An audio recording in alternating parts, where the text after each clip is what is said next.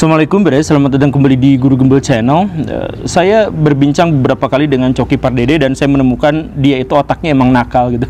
Salah satu pertanyaan yang kemudian muncul itu dari dirinya itu adalah apa agama alien? Jadi alien itu agamanya apa gitu. Nah, saya sebenarnya punya jawaban dan siap-siap untuk bikin konten bareng dengan dia seputar apa agama alien. Tetapi karena satu dan lain hal maka itu dibatalkan dulu, entah ditunda atau dibatalkan, pokoknya yang jelas belum akan dijawab dulu.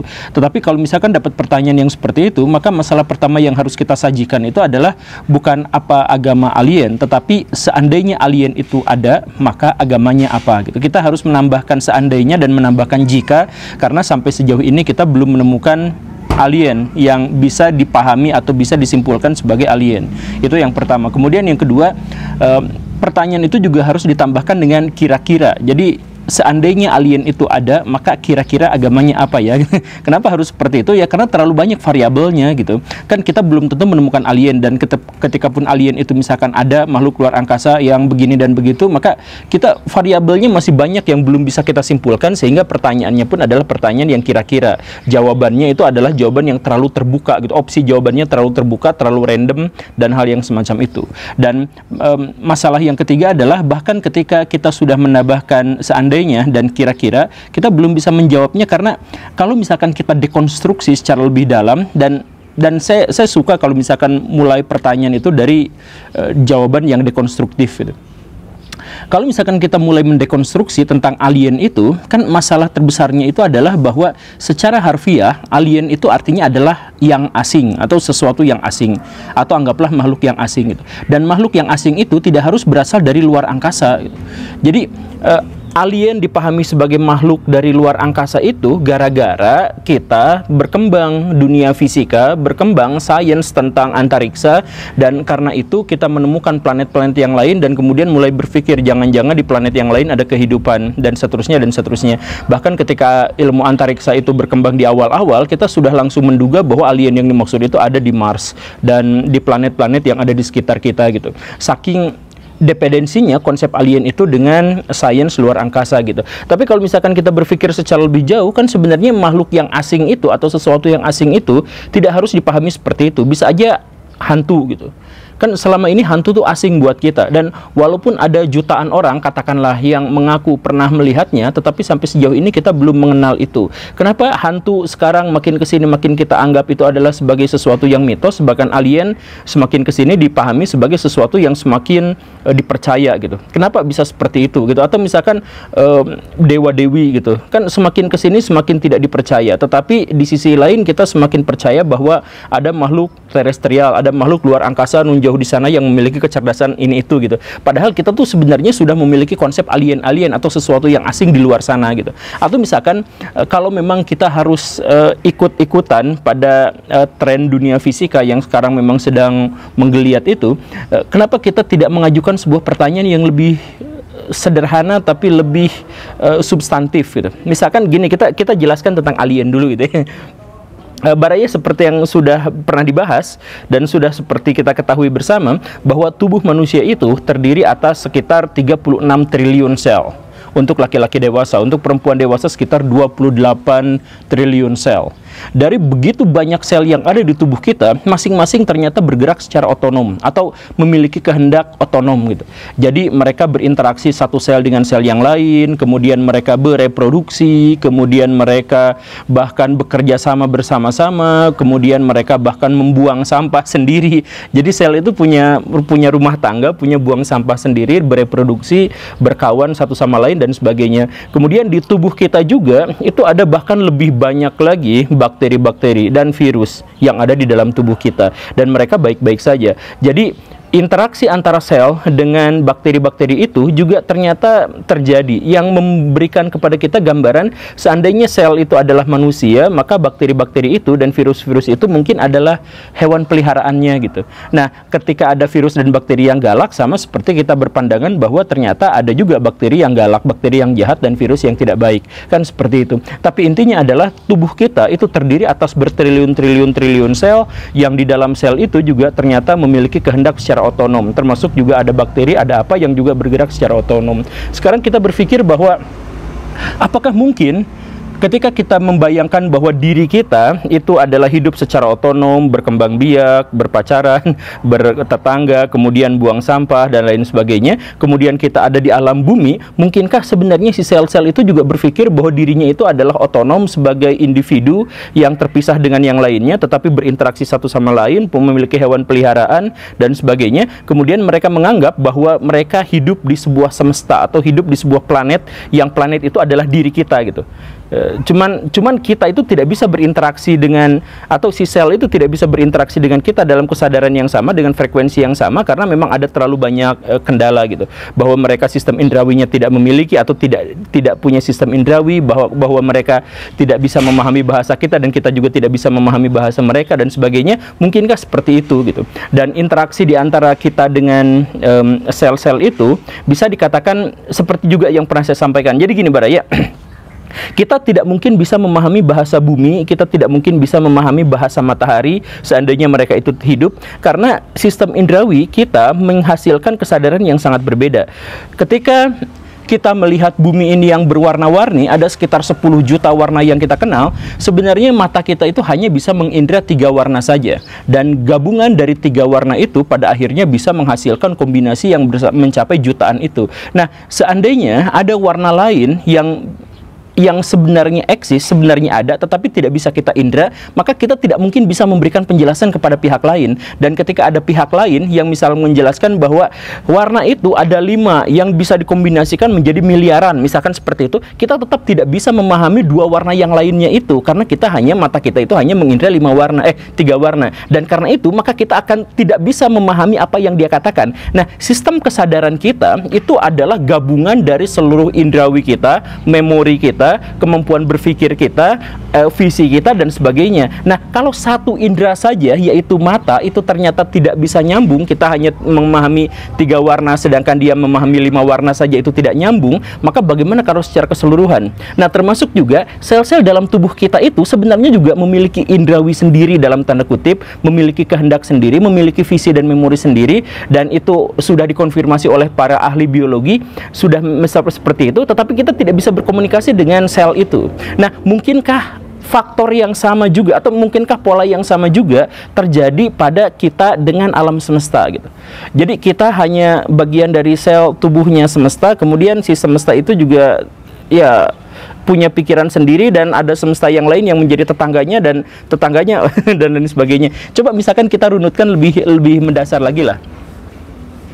Richard Dawkins, dan kemudian disetujui oleh banyak pakar, banyak ahli biologi, itu mengatakan bahwa kehidupan manusia itu sebenarnya hanya sekedar cangkang gitu.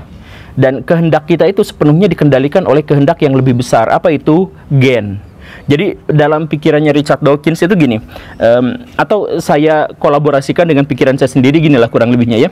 Kan manusia itu memiliki 2 naluri utama, naluri untuk mempertahankan diri dan naluri untuk mempertahankan spesies. Jadi seluruh aktivitas kita, semua perilaku kita itu bisa dijelaskan dengan 2 naluri itu saja gitu. Atau misalkan beberapa naluri yang tambahan lain, misalkan gini, ketika kita marah sama pihak lain, ketika kita ingin sangat kaya raya, ketika kita begitu ambisius untuk menjadi sangat berkuasa. Kenapa seperti itu? Ya karena dorongan naluri untuk mempertahankan diri, mempertahankan kehidupan. Semakin kita berkuasa dan semakin kita kaya, maka semakin susah kita untuk dimatikan sama pihak lain, atau semakin susah kita dibuat menderita sama pihak lain. Jadi dorongan kita untuk berambisi menjadi kaya raya atau menjadi sangat berkuasa itu adalah gara-gara dorongan dari keinginan untuk melestarikan kehidupan kita. Kan begitu ya? Atau misalkan ketika kita ada di sebuah rel kereta api, kemudian di depan ada kereta api dan mendadak, dan kita kaget pada waktu itu, kita ketakutan luar biasa. Dari mana rasa munculnya ketakutan itu? Ya karena naluri kita untuk bisa mempertahankan hidup, mempertahankan diri, makanya kita takut. Jadi takut itu adalah sesuatu yang alamiah. Kita marah, kita sedih dan sebagainya, sebenarnya dalam konteks itu bisa dijelaskan bahwa itu adalah dorongan untuk mempertahankan diri. Begitupun sebaliknya, kita juga memiliki dorongan untuk mempertahankan spesies. Bagaimana ceritanya kita bisa berempati pada pihak lain? Ada anak kecil ngemis, kok kita jadi kasihan banget gitu ya, karena kita ingin mempertahankan spesies kita gitu. Atau misalkan pada akhirnya kita menjalin hubungan cinta. Kenapa laki-laki dari dulu sampai zaman sekarang begitu suka sama tubuh perempuan misalkan? Kan tubuh perempuan dari dulu sampai sekarang ya gitu-gitu aja, bentuknya ya gitu-gitu aja. Kenapa laki-laki begitu menyukainya?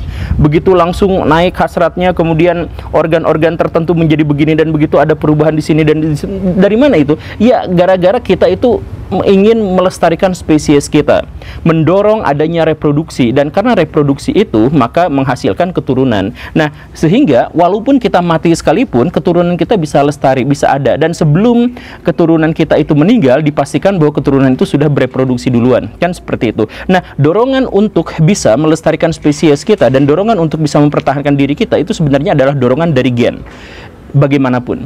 Jadi si gen itu berkehendak bahwa dirinya ingin lestari. Jadi kita akan dibiarkan hidup sampai batas di mana kita bisa melestarikan spesiesnya. Kita akan didorong untuk terus-terusan bertahan hidup. Setelah itu kita didorong untuk melestarikan spesies. Nanti kalau misalkan kita sudah mati pun gak jadi masalah, asal spesies kita lestari, dalam tanda kutip, asal gen itu abadi. Jadi walaupun manusia itu mati, datang silih berganti dan sebagainya, gennya tetap lestari. Nah, si gen itulah yang mengontrol karakter kita, mengontrol kehidupan kita, mengontrol kehendak kita, agar kehendak kita itu sesuai dengan kepentingan dia, agar dia tetap lestari. Itulah gen. Jadi walaupun gen itu sebenarnya ada dalam diri kita, bagian terkecil misalkan dari kromosom atau dan sebagainya begitu, sebenarnya gen itu punya kehendak besar, dan gen itu menyatu sebagai satu spesies manusia. Jadi gen itu besar sebenarnya, dan kita adalah bagian dari sel-sel gen itu. Karena gen yang besar itu adalah seluruh manusia disatukan, dan dia hidup dan matinya demi si gen itu, demi si gen itu tetap lestari. Nah, kita nggak bisa berkomunikasi dengan gen itu. Dan si gen juga sampai sejauh yang kita pahami tidak bisa. Jadi mungkinkah sebenarnya individu-individu manusia itu sebenarnya hanya sebuah sel dari gen yang sangat besar, gen spesies manusia gitu. Jadi sama seperti sel-sel dalam tubuh kita, ya dia bergerak, dia otonom, tapi untuk kepentingan kita sendiri. Ketika dia bergerak otonom tetapi tidak sesuai dengan kehendak kita sendiri, maka jadilah yang namanya sel kanker, kan seperti itu. Nah, kalau misalkan kita pikirkan bahwa sel itu ternyata berpikir seperti itu, otonom tetapi demi kehidupan kita, mungkinkah sebenarnya kita pun otonom tapi bergerak untuk kepentingan gen? Sebenarnya ada entitas yang sangat besar yang namanya gen itu, yang sebenarnya dialah individunya gitu. Dan individu itu berinteraksi dengan individu yang lain, misalkan gen kijang, gen serigala, gen kucing, gen harimau dan lain sebagainya, dan itu pun sebenarnya adalah bagian dari sel yang kemudian lebih besar lagi gitu.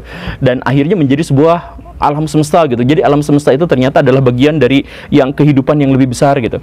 Dan kalau jangankan kita ngelihat ke atas gitu, kita ngelihat ke bawah misalkan, kan tubuh kita terdiri dari ya yang tadi itu sel misalkan ya. Sel itu kan secara mekanis, secara teknis itu sebenarnya adalah perkumpulan dari atom-atom. Nah, si atom-atom itu terdiri dari partikel-partikel. Partikel itu terdiri dari proton dan neutron di tengah yang dikelilingi oleh elektron. Persis seperti matahari yang dikelilingi oleh planet kita. Nah, kalau misalkan di planet kita yang mengelilingi matahari itu ada kehidupan, yaitu kita dan teman-teman, maka mungkinkah sebenarnya di dalam proton itu juga ada kehidupannya? Dan kalau misalkan kita lihat ke bawah lagi, mungkinkah di setiap quark itu yang bagian dari partikel-partikel itu juga ternyata memang ada kehidupannya. Dan ke bawah-bawah lagi sampai panjang Planck. Berarti itu ya panjang Planck itu adalah panjang yang sangat, ukuran panjang yang sangat kecil, yang paling mungkin bisa diimajinasikan oleh manusia gitu. Yang ukurannya saking kecil itu adalah bahkan jarak antara ukuran manusia dengan ukuran semesta itu masih lebih pendek daripada jarak ukuran manusia dengan panjang Planck itu gitu. Itu saking kecilnya. Nah, jadi apakah di sana itu ada kehidupan yang kita tidak pahami gara-gara kita sistem indrawinya tidak bisa nyambung sehingga kesadaran kita juga tidak bisa menyatu dengan mereka? Ya, kita tidak tahu. Tapi maksudnya gini, kembali ke pertanyaan di awal itu. Ini kan soal dekonstruksi alien itu. Jadi kenapa kita berpikir bahwa alien itu selalu makhluk luar angkasa hanya gara-gara teknologi yang berkembang mengantarkan kita pada pemahaman tentang antariksa, kemudian kita memahami bahwa alien itu selalu berasal dari luar angkasa. Kenapa kita tidak memahami bahwa alien bisa saja hantu, dan hantu itu bisa dipahami dengan konteks tertentu, atau misalkan bahwa ternyata sel kita juga adalah alien, bahwa di bawah sel kita juga adalah alien, bahwa kita sendiri adalah alien, bahwa bumi itu sebenarnya adalah alien atau dia adalah sel, dan lain sebagainya. Kenapa kita tidak memahaminya seperti itu? Ya, inilah masalahnya. Kalau misalkan kita berpikir terkungkung pada satu tema tertentu, pada satu materi tertentu, dan kita bermalas-malasan untuk mendekonstruksi itu, maka pada akhirnya ya pikiran kita terkerangkeng saja, dan pikiran yang terkerangkeng itu boleh sah-sah saja, dan sebagian orang tentu saja lebih memilih pikiran terkerangkeng daripada pikiran terbuka gitu. Tapi kalau misalkan kita berpikir terbuka, ternyata ada lebih banyak kemungkinan kejadian-kejadian dan ada lebih banyak misteri-misteri gitu. Jadi ini buat baraya yang ateis atau buat baraya yang misalkan bertuhan, pahamilah bahwa apa yang mungkin kita ketahui itu ternyata sangat-sangat kecil dibandingkan dengan apa yang misteri yang masih berkembang di dunia ini gitu. Dan misteri-misteri itu nggak akan pernah habis. Maka kalau misalkan nanti Coki misalkan bertanya bahwa apakah alien itu ada dan apakah alien itu ternyata memiliki Tuhan dan sebagainya, atau konsepsi tentang Tuhan, sejauh manusia atau sejauh makhluk hidup itu berkesadaran, dia akan menemukan misteri. Dan sejauh makhluk hidup itu menemukan misteri, maka di situ peluang tentang konsepsi ketuhanan itu selalu ada. Tentang jawaban Coki nanti kapan-kapan kita bahas, atau mungkin kita langsung bahas bareng dengan dia. Terima kasih karena sudah menyimak. Saya Guru Gembul. Assalamualaikum warahmatullahi wabarakatuh.